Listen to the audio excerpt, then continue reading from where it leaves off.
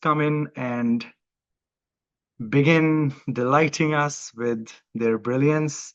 Once again, Francis is a Finnish Brazilian poet. For those who are are new to Francis's work, they are magnificent. They themselves are really lucky because they're surrounded by so many artists and their friends who I'm deeply, joyously, and happily jealous of to be surrounded in such a strong, knitted artistic community, and the effect of which so deeply reflects on their poetry. And you will see that in a moment. Thanks so much, Francis, again for coming in and reading for us. I appreciate it very much. My pleasure. It's really nice to be here. Yeah, it's an absolute honor to be reading alongside Rae Armantrout, and yeah, thanks so much for setting this up. Um, yeah, Karan is right. First poems in an English language journal came out in Only Poems a little while ago. As a really wonderful thing to be able to talk a little bit about the poems alongside um, seeing them on the pages of the internet. Yeah, am I okay to start the reading, Karan? Yeah, yeah, great. I'm gonna read you guys some mostly like quite recent poems. Um, and yeah, we'll go from there. I'm gonna start with a poem called An Essay of Interlinked Proposals, which is kind of written um the title's kind of spoofed from Joan Redalac, and it's kind of written in conversation with some of her work. An essay of interlinked proposals. A, that there is no language. B, that the electromagnetic charges in a flower and in a bee are dancing in the thin membrane between voice and speech. C, that voice is only an affect of time turning on the body. D, that the tree is the body, that the body of water is the mouth of language. E, that a group of errors is called a category. F, that the prayer ribbons hung on tree branches are differentiated from leaves only by stages of mummification. G, that the plastic letter splits or is split by the tree trunk, we cannot know which. H, that the bumblebee shouldn't fly, and that the bumblebee is not bothered by this. I, that the fungi sing by grasping, and that this is only a different configuration of a familiar melody. J, that there will be something that follows us. K, that once on the ceiling there lived a fly, and that this was multi-species engagement, but that this was also the only language. L, that there is no language. Thanks. That's an essay of interlinked proposals. The next poem I'm going to read is called This is a Frame. And it came out a little while ago in an online magazine as well called Engine Idling, shortly after my publication in Only Poems. They're a really great magazine as well. I recommend checking them out. This is written to my wonderful friend and a fantastic poet who I love very much called Maddie Pope. And this was also nominated by Engine Idling for Best of the Net. So we'll see if that drops. That'd be nice. But this is called This is a Frame. To love you like an avalanche, I canonize you, frying halloumi with flakes of honey, and sometimes only silence can be an open palm, be smooth like a craving of fried egg and something green. A trapeze swing into a redacted eternity, and the lion of time is circling the dinner table, watching the egg bubble, waiting for the inevitable goodbye, but I promise I will never get bored of you. In a photo, my father rises behind a row of kids in Rio 78, him too, a kid kidding, pinning rabbit ears on some poet called Jorginho, and you are a poet too, but sometimes the word stands in the middle of the room and neither of us understands it. It took me perhaps some 20 odd lifetimes to finally get the bit, to finally be on board the madness of what is a wave. And the thing is, my father was always the gaggle of laughter, not an in-depth gander, much like me. The problem is in trying to maintain the same grin through differing decades, converging aesthetics from a brutal function to a songbook future, and a smile is just a cut through the fabric of loneliness, which is another word for time. And the word in the middle of the room spent all this time trying to hold us when all we did was try to understand it, name it all the way into oblivion, into a mind digging traps into the self. But the thing is, my father still plays guitar like somebody who forgot how to breathe. And you still mail me poems like Mysteries in a Rosary, which they also call decades because they only happen every 10 years. And because to believe is only to observe the passage of time and love it. Thank you. This Wow, is a frame. that was amazing. I love the rhythm of your poems so much. This is just, I mean, I'm sure people can see why I like your work so much. Thank you very much. Um, this next one is called Self-Portrait as Flyfish. It's very new. It I live and work. I have for many summers, many past summers, at a lighthouse island in southern Finland. And there's a lot of fisher people around, fishermen. And yeah, you engage a lot with different kinds of non-human entities. Self-portrait as flyfish. The fish are getting smaller, preparing for the bloodless plunge of the bright cold air. There is a deep breath in the center of the world, and no one there to exhale it. And I am forgetting this earth's endless ruckus. Past the long black ocean lifting its skirts, here is the inability to escape the perpetual wave of fall. Life is horrible, but we pray for it. The foreign matter cascading. This is how it happens with people changing the channel from the slow burn. Something out the mezzanine of your temple, the closet behind your tibia. Here is the invisibility of formative moments, these bruises. Does the ride not end at the lowest point? Do the fish not sink down to die? And I can't recall a time before the aching backbone of memory, weeping the dust off the eyelids of a new day. The joke with no punchline. Were these omens or only forms of everyday religion? The couplet emotion for love might be control, but it also might be I miss you. I take a picture of the ocean every morning to catalog the fish and send it to you. I am building a tentative mythology formed from repetitive acts of the day, this retroactive opposition to divinity. Here and there, the motion of the wave is only a non-instinctual rhythm, and design is the field of the future, that non-mathematic syncopation, so much for grammar. Here is the gradual change like beads in an abacus adding up. See, as long as we'll have bodies, we'll have need for things, those little rebellions against material, sky blind, bending the fins at the fringes of a market economy, and I am in good spirits when I can afford to eat. The drop of the stomach on the roller coaster, on the boat, in the fish aisle, hunger, the incidental beauty in endings, featherflies dancing in murmurs just like starlings. I tell you, I wish I could be one of those people who just looks at sunsets and doesn't see the falling of the light. I tell you, I don't want to write you an apocalypse. I want you to survive the bright burning bones of this one. We'll do this by planting ourselves a garden, by observing the fish in the green room just before the show. I don't know how we'll do this. You tell me to think of the sunset as a beginning. On the other side of the globe, someone catches the tennis ball of the dawn. You tell me heaven must be just beyond the horizon, where the fish swim in the dark plunge through warmer waters. Thank you. That's, yeah, self-portrait as flyfish.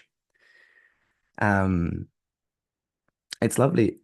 It's lovely to see people write lines on in the chat. That's really cool. Thanks, Yeah, I wanted guys. to mention that earlier as well, that if because you're muted, please feel free to express your appreciation, admiration. There are so many lines that I could just like want to kind of type again just to hear them again or to see them. Just feel free to use the chat as some people are, which I appreciate very much. That's really nice. Wonderful. This next one is called Love Song to a Foe. I wrote this last week. This is very, very new. Kind of still working on it. We'll see how it goes, plays out. It's nice to read something that's not super finished always because you can get you get a different feel to it when you read it in front of people, I feel. So this is Love Song to a Foe. I wanted to write about complacency, but I just ended up writing you another love song. I wanted to say there is infinite potential in memory, but ended up only dreaming of the forest floor. And though dreams are apocryphal remembrance told in the waning light of day, that's not what I wanted to write about at all. I wanted to say the rain does not care for ego and that summer bloated our love into unrecognizable mass, like spume on the lakeshore from chemical or frog spawn. But really, I wanted to tell them to stop the mass incarceration that genocides the war, but ended up only saying that love, when socially accepted, becomes habit and violence its own hinge, rusting into the wood's imprint. I wanted to tell you that I want to go to a real American diner with you if there still is an America, and that I wear you like whatever the opposite of armor is, that I wanted to go to a real family holiday with you, but that this world is a dummy foal, too heart-struck to stand after birth, and no one is rubbing its chest to restart the flow of oxygen. I wanted to tell you that when you change the sea to someone, you maintain most of the sibilance, and surely that must have meant something, must have proven that it is possible to love from afar, like tide or whatever, traveling centuries, though they say the meridional is collapsing with dreams of the day after tomorrow, a flooded London. I just wanted to tell you that sometimes in the dim light, I like the way I look, but that this did not mean I wanted it to be dark. I was just hoping for the storms to end, to stop cutting out the power despite my image in the mirror. I wanted to tell you that the only bad thing about you is the lack of funding for the peace project in the global south. I just couldn't decide if literature was craft or a search for truth or neither, like how Van Gogh was famously looking for the color yellow. Was he doing it for himself or for all of us? Was it happiness he was looking for or the definite pleasure in a thing being mimetic to the image of itself? I was trying to tell you that we must do something against the oppressive largeness of corporations and states. But the problem was I only really wanted to write about the sky and the water and the clouds because you love the sky and the water and the clouds, how that could be a metaphor too. But what does that do when you can't touch it? The foal walks if we do something about it with our hands, like how CPR only works if you really break the ribs when you push down 3 fingers of the patient's body, the old-fashioned digital. I mean that I began to think I could afford to have pride again, to have a stake in my own resurrection. But really, all I found was that I was still on minimum wage and that we are the mayfly to the wind's ear, the breath of flame in the champion oak's 100-year lifespan, so somehow involved with death, but that this wasn't even a true thing. And anyway, I only ended up telling you that love is just one word away from live or some such nonsense. I've never been invested in making sense, but that I don't get mad about it. I get even so that I change from these hands to those, and that for the foe, there is no heaven. There is only you and the forest and someone's hands on your body until you can stand again. Thank you. That was Love Song to a Foe. Um, I'm gonna articulate what a lot of people are thinking. Fucking hell. That was truly amazing, Francis. Wow. I mean, when you hear something like that and you read so well, it's just, yeah, hard not to be kind of blown away. Thank you. That's really, really kind. My friend likes to say, they're a recovering slam poet. I used to perform quite a bit at like kind of poetry slams and that sort of thing. So there's a little bit of history in that. I've had some practice. Um, but yeah, I'm gonna read a couple more.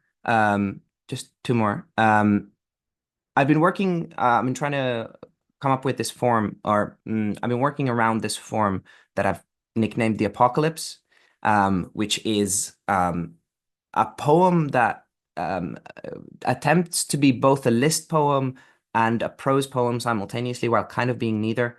Um, and I've written quite a few of these, so I'll read you guys two apocalypses. One of them was featured in the Only Poems set of poems that was published. This is a different one. This one is called 98 Ways to Say Apocalypse. The morning she died, there was a pure white pigeon in the yard, and it didn't mean anything. Death as a mundane thing, the regular state of problems. To be loved is to be known when you don't want to be null, squeezing more out of this confusion. The termites chewing bark look like initials, look like lovers. You look like me, bootlegging sertraline in Moscow. The rotation of the earth happens. Time is imagined. Imagine. I couldn't imagine that you'd still spend time tilling the sky, sowing the ocean's windmills. For every extraordinary lifetime, you lived 100 ordinary ones and did not hate them. It is hard to represent nothingness. Could be time, could be the rotation of the earth, could be the lover's initials. But heaven was playing tennis with you too. Have you noticed? Science does to the spirit what grammar does to language, meaning-making machine. The machine only meant we were able to make more with the same. If the city is a biosphere, each niche is occupied. It is the friends we made along the way, but in this one, you lose everyone. In this one, you go home empty-handed. You drink the beer from the fridge and sit on the couch with money in your bank account. There's no niche for you. All that exists of reality is the slice you perceive. But otherwise, you're good. You're so good. Thanks. That's 98 Ways to Say Apocalypse. And then I am going to read, I'm going to finish off. Do I have time for two more, Karan? Yeah. Okay, I'm going to finish off with two more poems. So I'll do 100 Ways to Say Apocalypse, which was in one of the poems that was published in the Only Poem set. 100 Ways to Say Apocalypse. Continuous points of failure. Nature is a dense collection of objects. I forgot to send the email. I'm sorry. I didn't have time to finish the book. Ekolokero. My job is that of taking care of ruins. Ruins. The song in all things. My father saying he misses England and my friends. My friends, I got you a magnet. The lakeside at night, the trees against the night sky like the ridges of an iris, like roots, like nerve endings, like trees. I don't think it matters. My mother collecting magnets. The kid dressed in a full Santa costume saying goodnight to everyone outside. Children ampersand. The rubble. A full stop. The little we have to say. The liquid punch of the moon. The security guard at the airport saying, brother, like it wasn't a bullet, but an invitation. Open hands that are invitations. Are you working tomorrow? The morning sun when it's pale like a stranger. The sky an expectant blank canvas. Have you eaten? The cashier's eyes bright like a funeral, and by that I mean bright. My grandfather growing a beard to prove that he could. My hair graying at 18, saying, I take part in your sadness instead of condolences. Someone choosing north, choosing south, choosing otan osa, lightning without thunder, tide pools, the tide resistance. My mother saying it is snowing, dropping cinnamon and turmeric in the glass jar to make the earth weep, to recreate in its own image the earth, desire, vapor trails like someone zipping up the sky and flaming above the clouds, climate, the driver wondering at the weather, the UN strategically forgetting the word environment, the co-pilot flying this time around, the wind that does not think of deserving, two contradicting thoughts in our head simultaneously, death and death, encontros and despedidas, meaning and the bit, amor fati and the other, the mesh, still. The books in dollhouses are real paper, and you can write on them. There's no reason for that. This here sunset, playing the trumpet.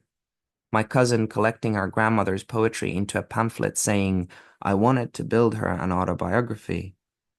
To be one person for one day, for one other person. My friends waiting outside the bus station. I would say I'll come back, but I can't promise that any more than I can promise rain. The stone circle of their faces. Just their faces. Your face.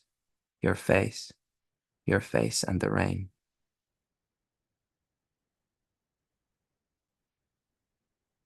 Okay, that's 100 Ways to Say Apocalypse.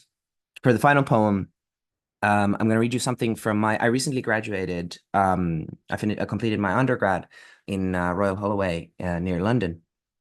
And this is from my final project for my dissertation, in which I was trying to I was working based off of archives, of agricultural archives um, near where I live, based off the school, the university campus. And particularly interested in how ecopoetics can move towards an idea of practicality, growing things in your backyard, growing things on a windowsill. This has to do with potatoes, this poem. The dissertation starts with two epigraphs, one from David Farrier, which goes, if life is a form of poesis, then to appreciate the depth of kin-making entanglements, we need an apocalyptic imaginary. And the other one is from Wendell Berry. I've been eating peaches off some mighty fine trees. This poem, this final poem, which I'll end on, is called Recovered Entry #22 Chitted 2. We've been here.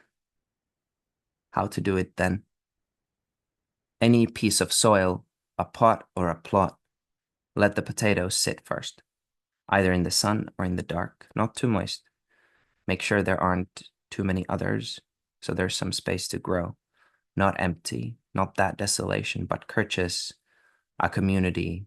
Feel free to broadcast alfalfa or another good neighbor about a palm's length in the gentle dark feeling of the ground. Watch how they worm their way out of the fabric of landscape, stitching their living limbs to the sunlight. Water when the soil is dry, and don't when it isn't. When you dig, after some weeks, make sure you get dirt on your palms, get intimate with the same ticking inside you, that thing of life you can't stop even when the feel is that the ringing is empty. When you're done, return what you don't need.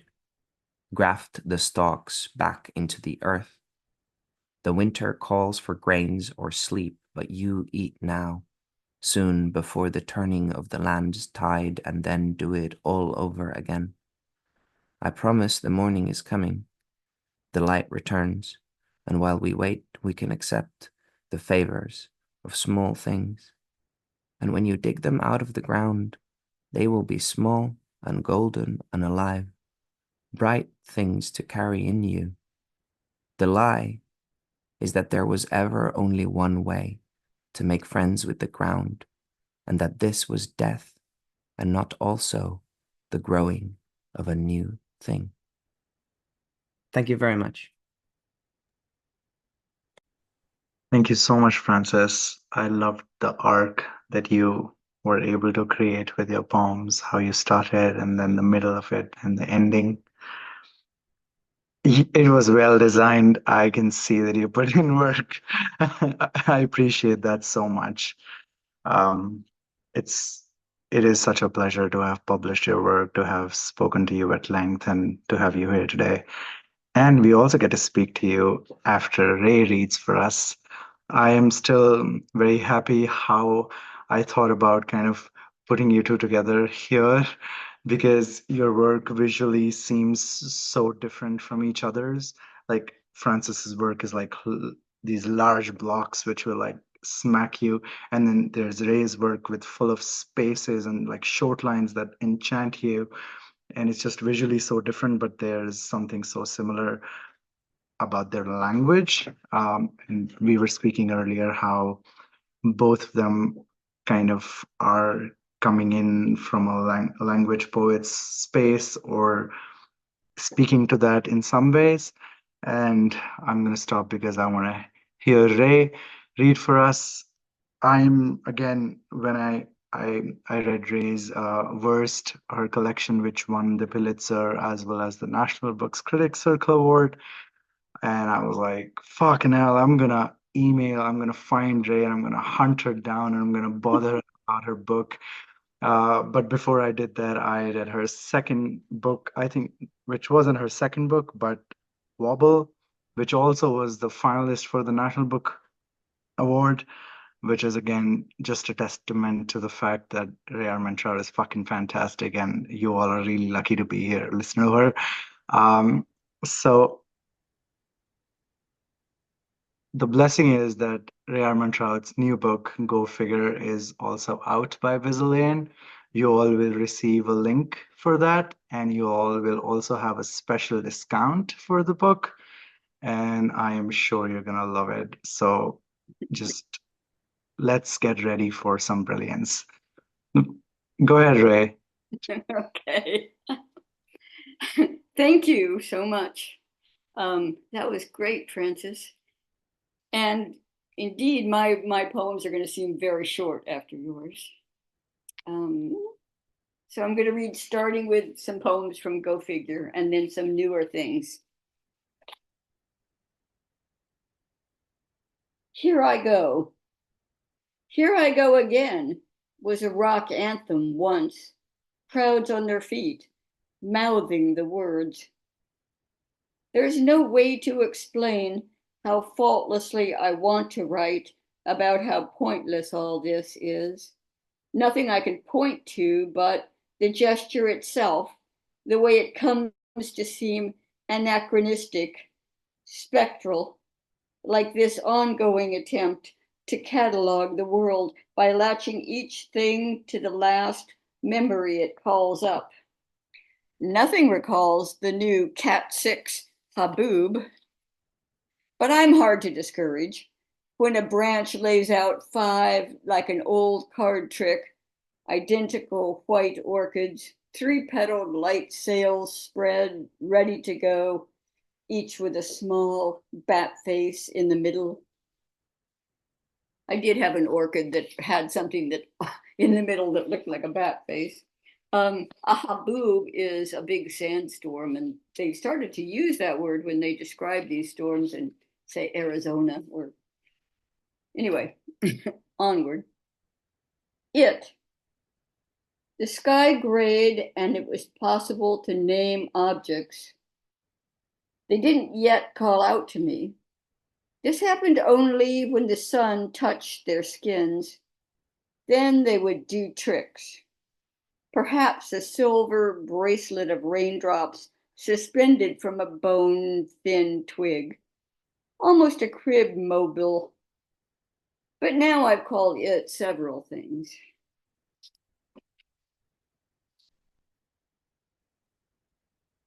Skid. Sleep is my boyfriend, my mother, my boss. It tells me disjointed stories, news of the night world. I am walking on the fragile bodies of dolls. No, I'm not. It's something else. A sentimental journey through a doomsday scenario. Then we're back with the anger reenactors hired to grease the skids. This one is in numbered parts, and I'll read the numbers. Fortune, 1.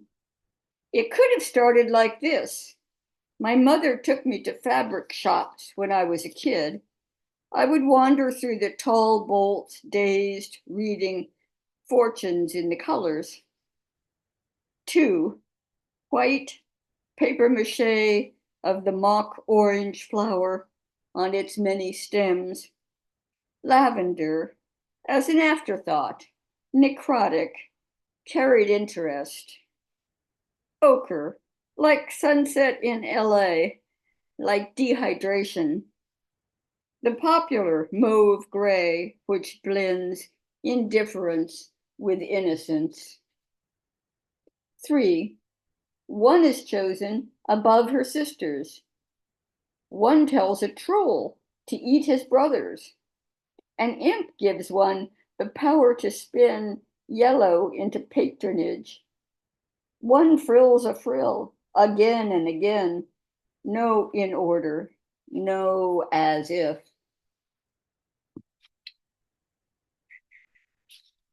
And this short poem was actually in Scientific American, believe it or not. They have a little poetry column, which is usually not all that good, but I still sent poems because I was excited about, I like science, so I was excited about Scientific American. This is called Fractal. If I were made of homunculi, the way a cauliflower head is made of little noggins, would I be gorgeous? Like this green one? A field of rockets, each nippled with hard cones.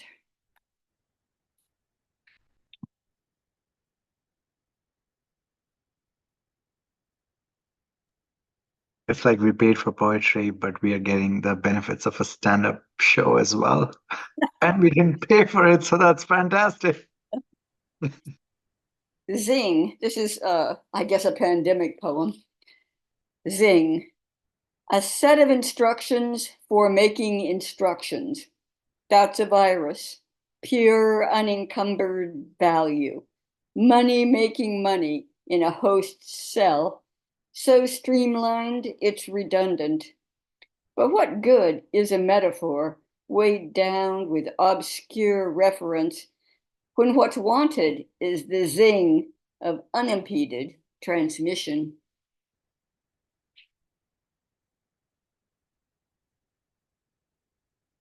This one has two parts, and the parts each have titles, like subtitles. So anyway, further thought. Genesis 2. When words first had meanings that lasted, that hung in the air after their occasions had dissolved, it was eerie. I get that. Words were gods, arbitrary, deathless. Not every bird or bush would talk, but the idea that any might was palpable. To be at the source and not see it must have driven people mad. Revelation 2. This means that. No, that means this, the twins say urgently. The mystery of the seven stars and the mystery of the seven candlesticks. Balance on one foot as long as you can.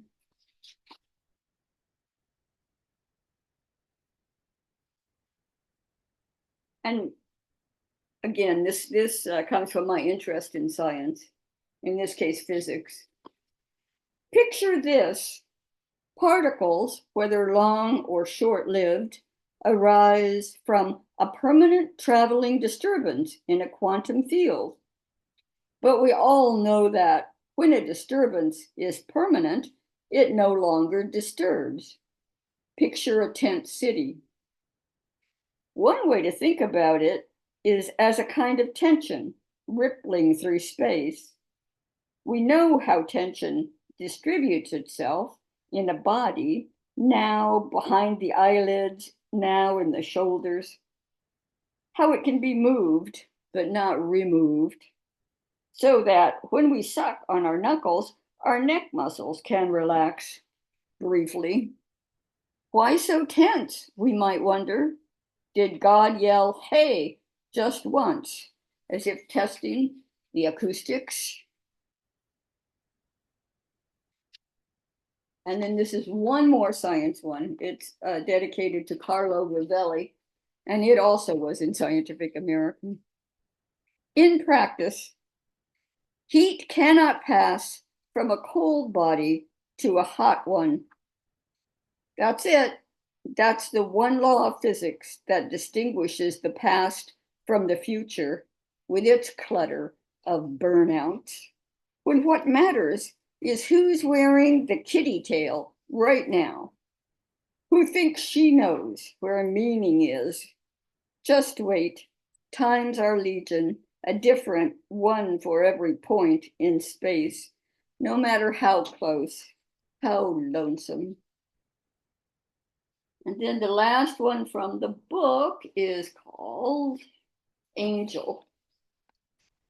When I was almost a woman, the men in the radio called someone I thought might be me an angel and a baby. I wasn't offended. What did I know?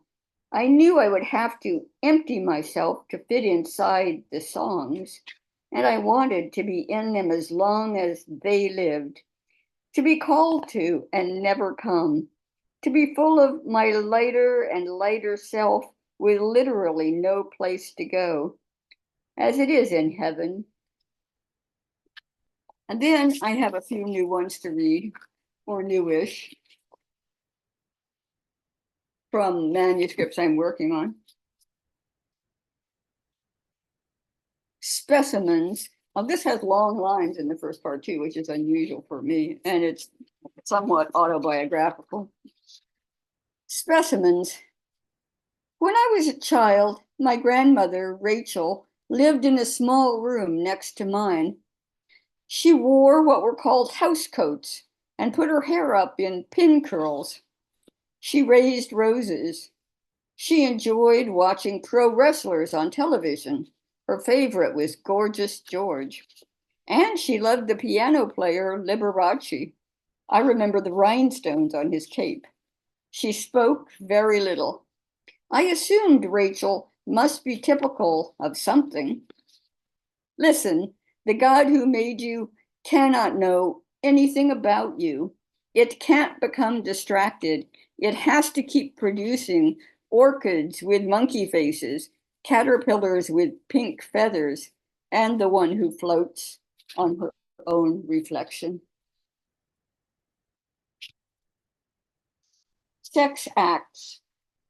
The fiddler crab hoists his sorry, I got a word wrong. The fiddler crab hoists his one outsized yellow claw and waves it steadily. The grouse cock repeatedly inflates chest air sacs while stamping his feet. Like a wind-up toy? Does repetition make things funny? Do you laugh all day? You must be embarrassed. Shame is a highly evolved sexual display, sometimes called modesty, archaic. We blush to think we stood together, pointing index fingers at ceilings to a beat. We regret it, and in our defense, we were half-hearted, always.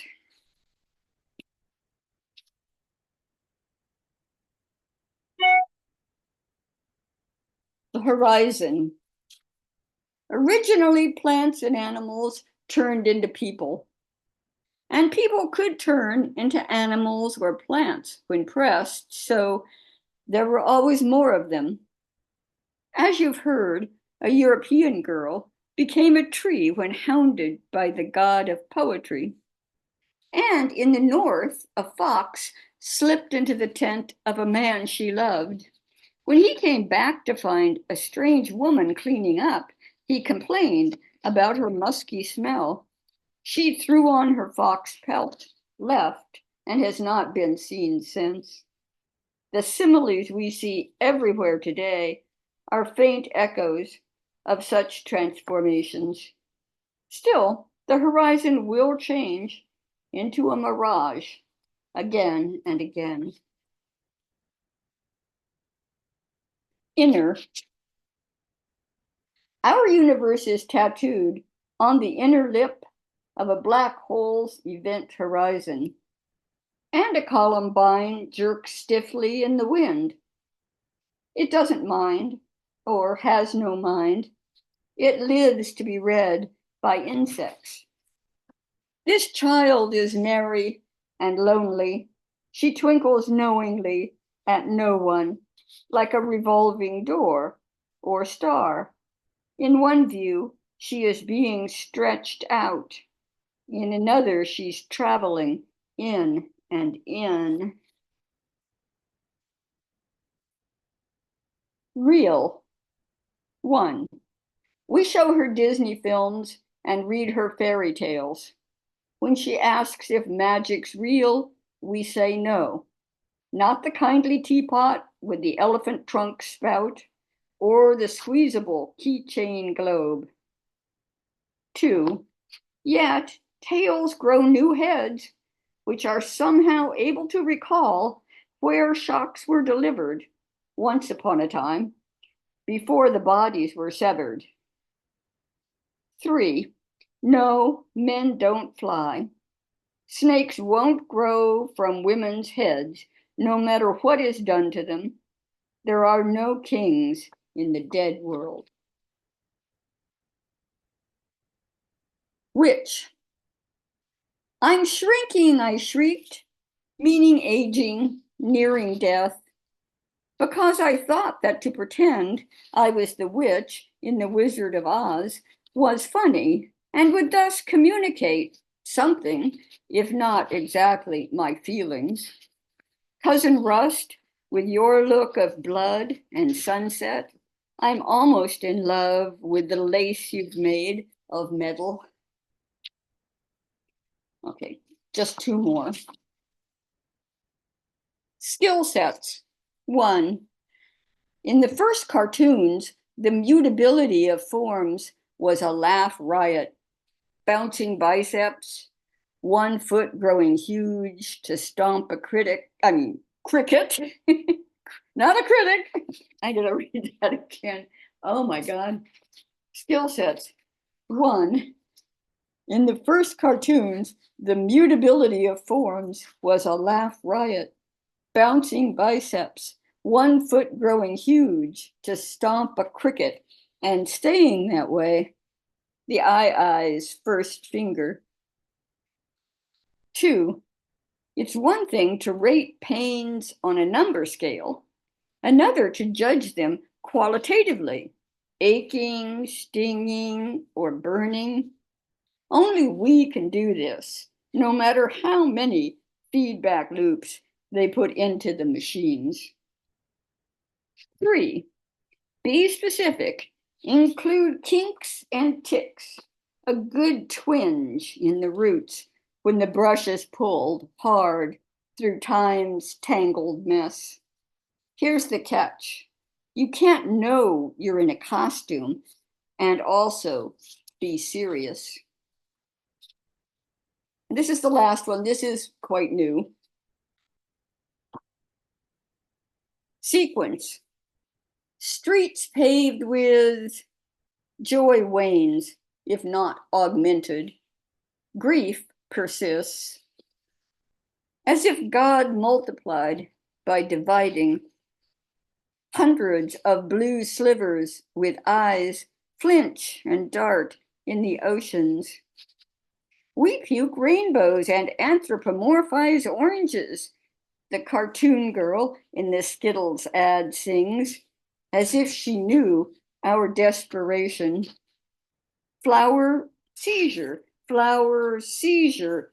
Which word best completes this sequence? To put a fine point on niggling sense, these concussive rings are pink. Okay, that's it. That's it. Thank you, Ray. You read like what, 40 some poems? That was amazing. Thank you for bringing us so much laughter. Thank you. I know that on like first readings, especially when you're listening, it's easy to appreciate the humor of the poem. But I love this about your poetry, that it's so layered that you find meaning after meaning when you reread, especially on the page. Which is actually the first question I'm going to ask. We had so many people send us questions and such brilliant questions too, but I'm going to try and keep it simple. But the first question, I think somebody put in the chat as well. I think it was Alex. I appreciate it so much. It had something to do with how the poem looks and how it is read. Like, I think when Francis was reading, there was so much flow, and Francis called himself like a recovering slam poet, which is really really funny to me. Um, but there's a kind of rhythm that comes in when you read in a certain way, and there's a rhythm of how the poem looks or how you separate the poem, the spacing. I was just wondering, Ray, like in your poems, especially, there's just so much spacing. You divide in parts.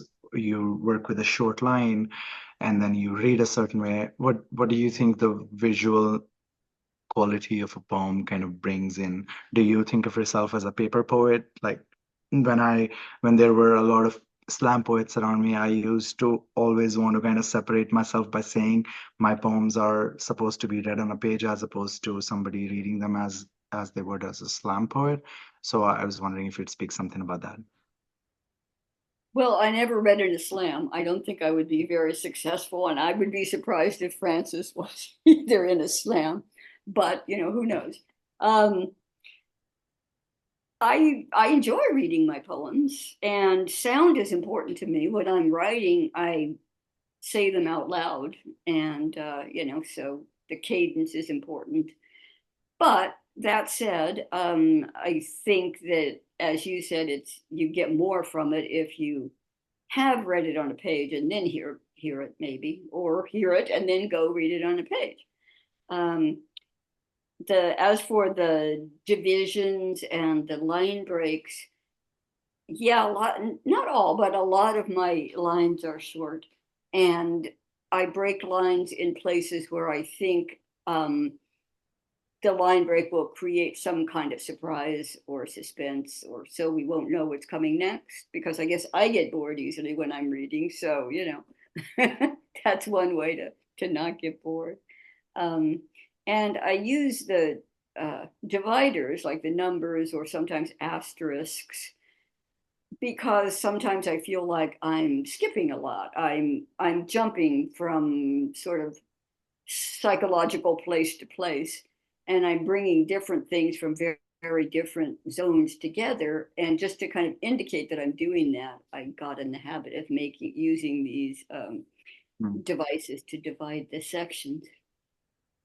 Right, right. Which is why I find it very beneficial to spend time with your poems, like open a page and sit with it, even when the poems are so short. I feel like I can spend a lot of time with them, especially because of their, I don't know, multi-meaning making quality about like, which is why I'd once again urge people to get all your books and especially the new one because I don't know, the ones are usually most interesting to me because it's Go the figure. yeah, that one. Yeah, go figure. I mean, I love that title. I mentioned that before, but go figure that I can just see how that would suit a collection by you. Francis, how about yourself? You have been in slams and you write poems that look different. Like you have a range. What do you think about the visual aspect of a poem and the speaking of it? Yeah, it's an interesting division, isn't it? I think yeah, I think I understand the impulse to kind of make a division. I think it's very different when you write something consciously to be performed, to be read, versus when you're writing something and then reading it. I'm the same in the sense that I think it's really, really important for me as well, like how things sound and also how like rhythm exists in speech, really. There isn't really rhythm on the page in the sense that like that comes from spoken rhythm, right? But then there's so many things you're making as many decisions, I think, when you're placing something on the page as and when you're speaking it out loud. You're kind of making like a whole myriad of decisions when you're doing it. They're different decisions, but you're making those decisions. Like when you're reading a poem, you're only really working linearly. You're kind of working in causation, like a word comes after a word, whereas on a page you're not actually always bound to that. Like you can be conscious of the fact that like in countries of the global north we tend to read from left to right, but if you place things interestingly on a page they can make connections beyond the reading or beyond their reading order, for example, which you like kind of can't do when you're like reading things out loud. Whereas like when you're reading things out loud, you can make bridges on like you can make near two words in two lines that are not near each other by how they sound or how you sound them. There's, things you can miss if you don't hear the poem out loud. and so forth. So I think it's like, I think they're kind of different beasts in a sense. Like even when a poem is written like kind of intentionally for the page or intentionally for performance, they take on different meanings when they're changed into that other medium, if that makes sense. Absolutely makes sense. You reminded me of Saint Augustine's passages on music, how when you were speaking about causation, and it makes utmost sense. And I'd love to speak more about time and the complexities of writing time, but I won't do that right now. I'll make this Q&A more pop and what kind of something that people really always want to know is like, how do you have a writing routine? Francis, why don't you begin since you are on? Do you write every morning or? And just want to put it out there that we're going to go over time as always, and people are welcome to stay or listen to this later if they have other obligations. But I am going to ask a couple more questions that I really want to know answers to. So, first one being writing routine. Do you write? Do you have a routine, or do you just let inspiration come to you?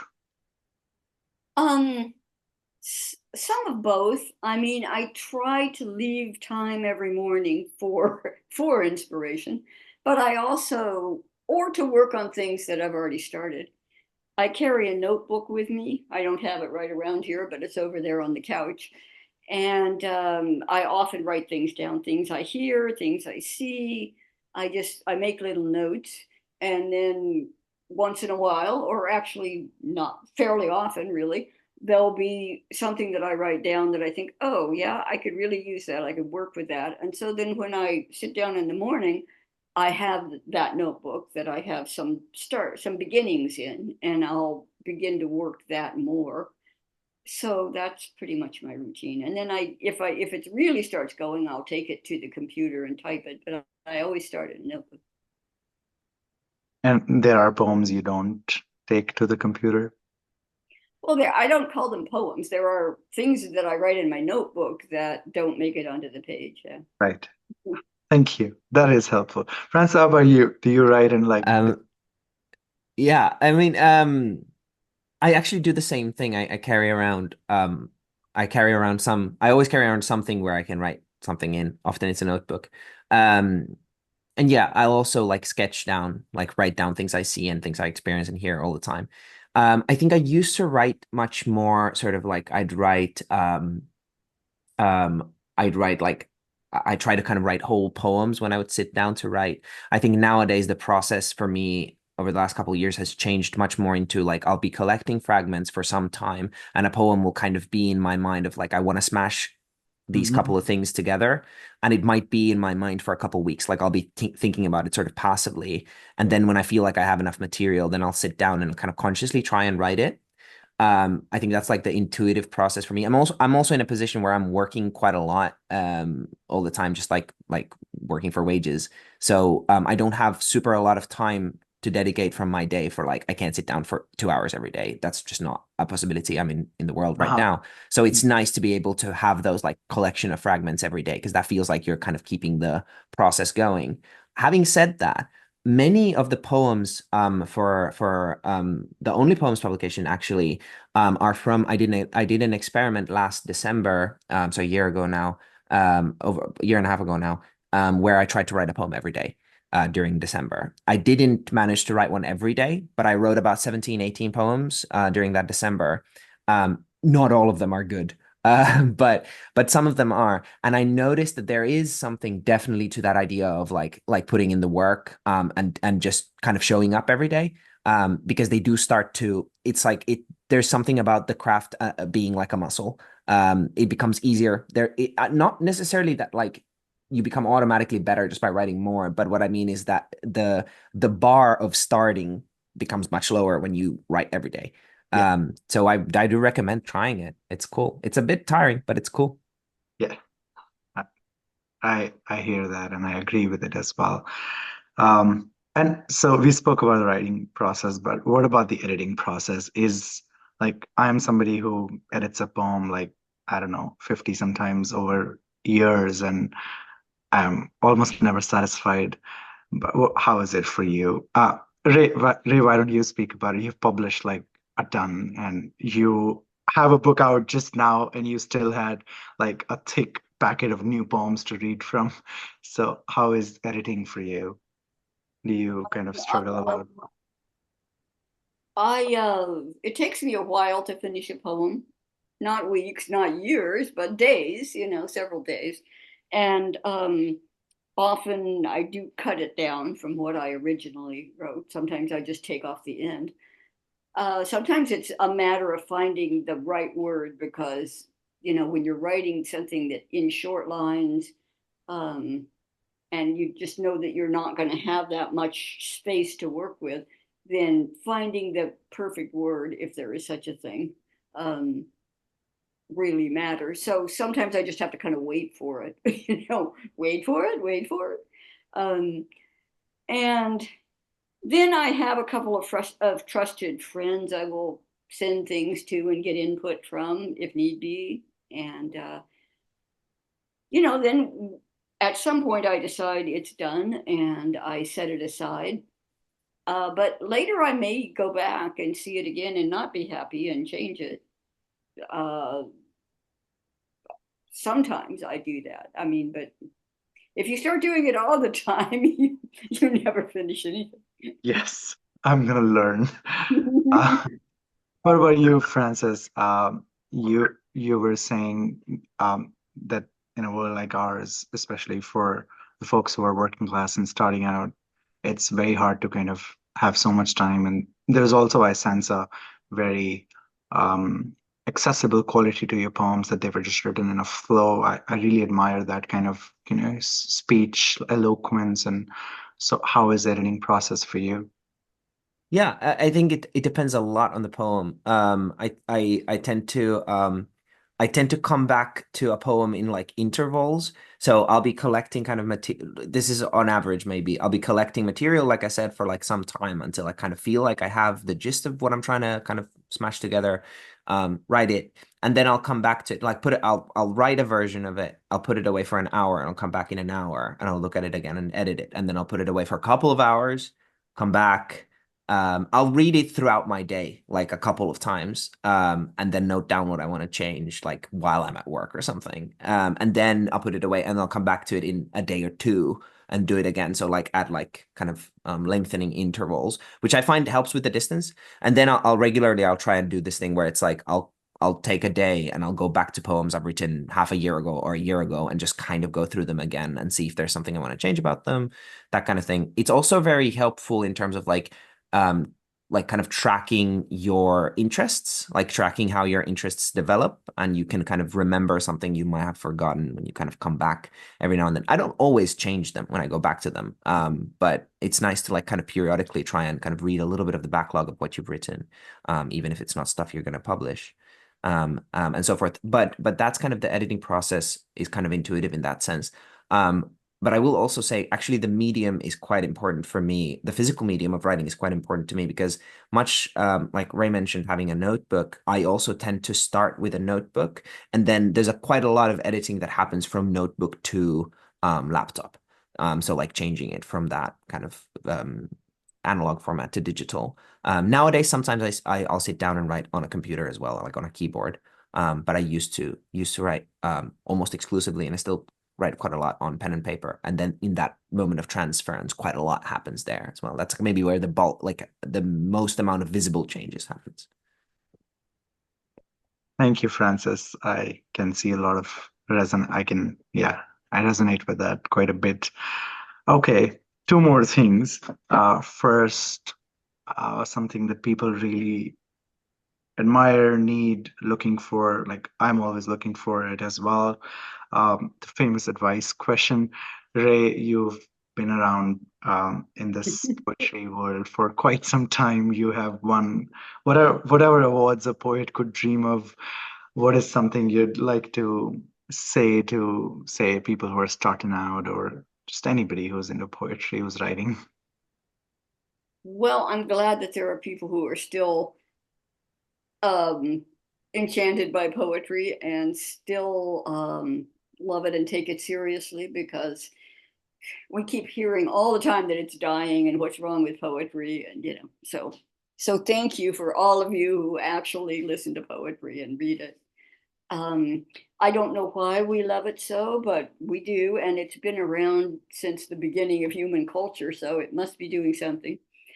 And anyway, my advice, I guess, is to read a lot and to read widely, and to read other contemporary poets, and as well as poets from the past.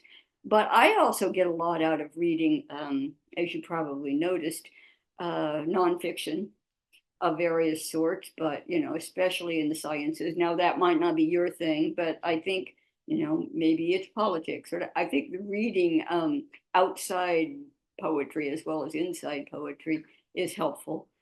Um, I think that really keeping your eyes open and uh, being and looking at the world and not just looking in at your own feelings is important. I think a lot of young people, a lot of students, not you, Francis, but a lot, just want to tell you, how sad they are about their breakup or something. And they don't even want to tell you much about the breakup or about the person they broke up with. They just want to tell you how sad they are.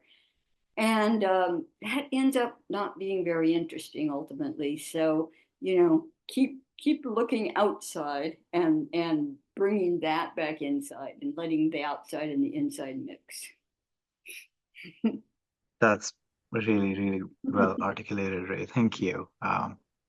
I'm sure you've answered this question countless times, but that was really helpful.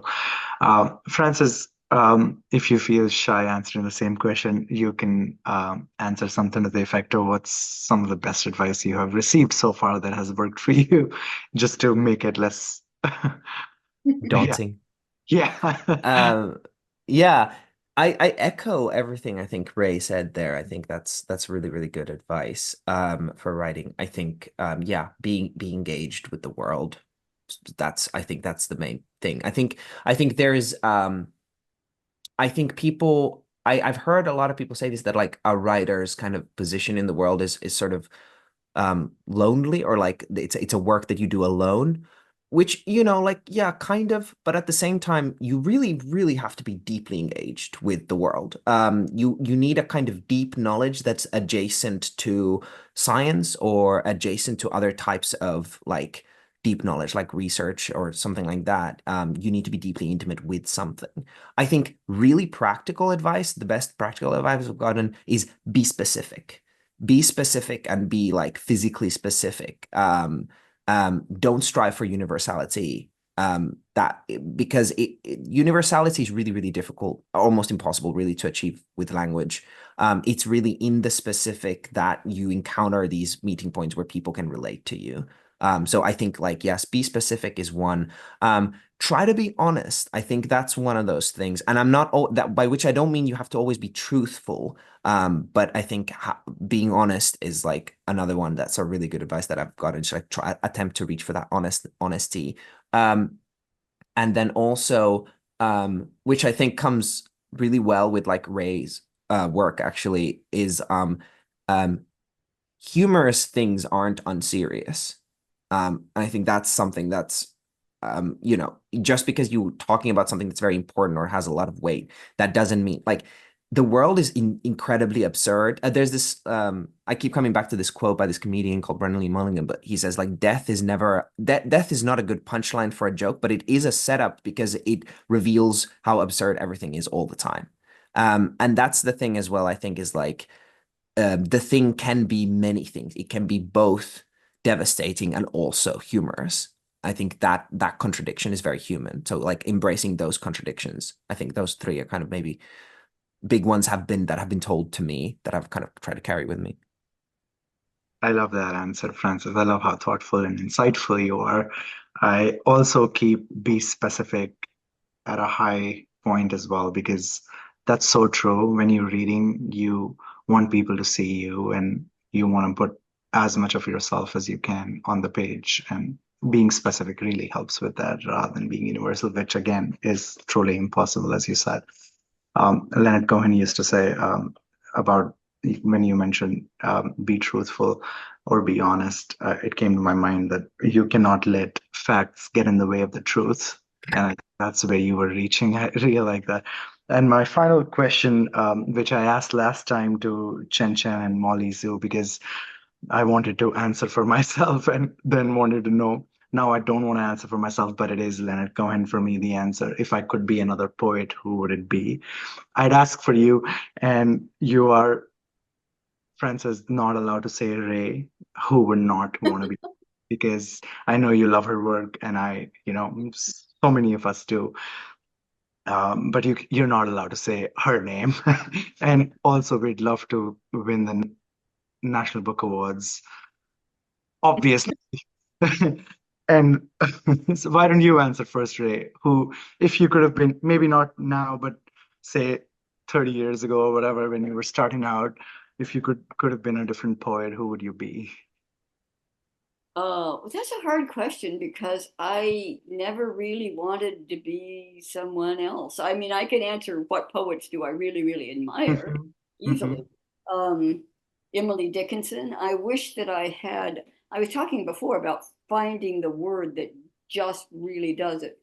And she finds that word over and over and such surprising, loaded, charged, condensed meaningful terms. And so, I mean, I aim for that, but I think she's really the queen of it. And so I admire that. Would I want to be Emily Dickinson? No. I mean, she had to stay home all the Absolutely not. Yeah, right. Right. Yeah. Yeah. time. So you have to figure that in. Yeah. Yeah. The question really is, who do you admire so much that if you could be them even for a day, you would? Yeah. Mhm. Thank you. Thank you, Ray. I see Emily Dickinson's influence all over your work. And so do a lot of our readers as well. There were like three people who mentioned Emily Dickinson, and I wanted you to speak about the influence, and I'm glad you mentioned her by your own accord. Francis, about yourself. That's such a hard question to answer without giving a massive list. But I think I think I think it's different admiring kind of mm, I think admiring people's poetry is maybe how much we really know the people from the poetry is kind of difficult to say, like quite impossible to say. Um, I really appreciate the work of one of the epigraphs was from Wendell Berry, who's a kind of farmer come poet. That's something I've been really, really interested in recently. So the kind of intersections of like poetry and like agriculture, permaculture, um, growing things. I think it would be interesting to be Wendell Berry for a day because I'd like to live in a farm in Kentucky. Um, but also for the poetry, but also because of that. But yeah, I recommend checking out Wendell Berry. But also, I think this kind of touches on the question about editing as well a little bit. And you mentioned at the beginning, Karan, that I have a kind of a lovely kind of artist community where I live, and that's fully true. Um, a lot of the inspiration and like the most kind of what I get from reading poetry. A lot of the poetry I read is unpublished, is my friends' poetry. It goes into editing as well. Get good friends who write and want to read your work and want their work to be read and are genuinely like curious about how language works and where you can push it and what you can do with it. Because like I would love to like, write like my friends write. And I write like my friends write and I write to my friends and they write to me. Often. So it becomes a kind of explicit conversation. So, it'd be cool to be Wendell Berry. It's also cool to have friends. Yes. That's wonderful, Francis. You spoke about this in our interview as well. Yeah, I love that. The Yeah. second, I wanted about friends because sorry, when I was starting out a million years ago in San Francisco as a poet, my friends were people who, became influential poets like Len Haginian and Ron Silliman and, you know, Barrett Watton and Carla Harriman, etc. Um, but you know, that was not a given, and we were young people in our 20s, right? And maybe we kind of published each other on little magazines, but we weren't published by the big recognizable presses. So we read each other, and we put on reading series, and we took turns organizing them, and it was really about being friends. And I'm still friends with some of those people, and they still really nourish my poetry life. So friends are important. Thank you, Ray. We also care so much about building a community at Only Poems. We have a Discord channel where we kind of everybody who participates in our workshops get invited to that. I just thought that everybody whoever comes to our reading series would should also kind of get an invitation. So I'll make that happen. You all will be invited to our Discord channel where people share their poems, give feedback to each other, read other people's poems, and just all things poetry and writing and publishing related advice and whatnot. So I hope that you all will find that beneficial to your craft and yeah, careers if you are into that sort of um, space, whatever. So thank you so much for coming. Thank you, Francis. Thank you, Ray, for reading for us. That was fantastic. At the end of something like this, I'm always like ecstatic and happy and like fumbling over words because I just don't know. My hands are cold and all I have is gratitude. And thanks everybody for coming. And you all will, I think a few people joined in late because there was some confusion about time zones. Please know that this was recorded and you will receive the recording. You will also have the new book that Rae Armantrout has just published. You will have a discount. I don't remember if it's 20% or 30%, but it's a lot. And you will have the chance to buy that. So please do that and read her work and write to us if it has spoken to you and how it has. And I will make sure that it reaches her. Thanks so much again for coming. I appreciate it very much. See you soon again. Bye bye, friends. Bye. Thank you so much for putting this on. Thank you, Ray. Yeah, thank you very, very much. It's wonderful how much work you guys put into building these community spaces. Yeah, it's Thank good you. work. It's important. Thank you. You're truly wonderful. Bye bye, friends. Have a good night.